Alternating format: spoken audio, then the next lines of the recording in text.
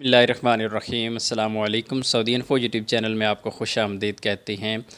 PIA ने एक offer दी है, एक डिस्काउंट ऑफ़र है पाकिस्तान के लिए। अगर आप पाकिस्तान से सऊदी अरेबिया आ रही हैं या जा रही हैं तो ये ऑफ़र 12% है, 12%।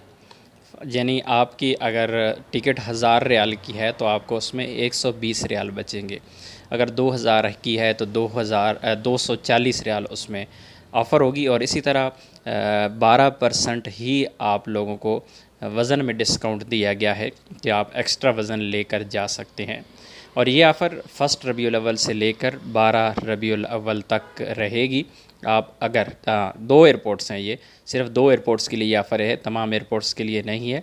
जद्दा और मदीना, अगर आप जद्दा और मदीना एयरपोर्ट आ रही हैं या जा रही हैं, इन एयरपोर्ट से आप सफ़र कर रही हैं तो आपको ये ऑफ़र मिल सकती है। और ये सिर्फ़ और सिर्फ पीआईए ने दी है और पाकिस्तान के लिए है।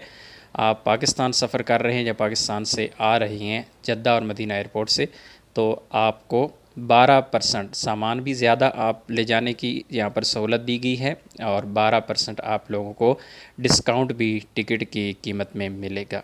उम्मीद है आज की इन्फॉर्मेशन आपको अच्छी लगी होगी। मिलते हैं एक और नई वीडियो के साथ, तब तक के लिए इजाज़त दीजिए। अल्लाह हाफ़िज़।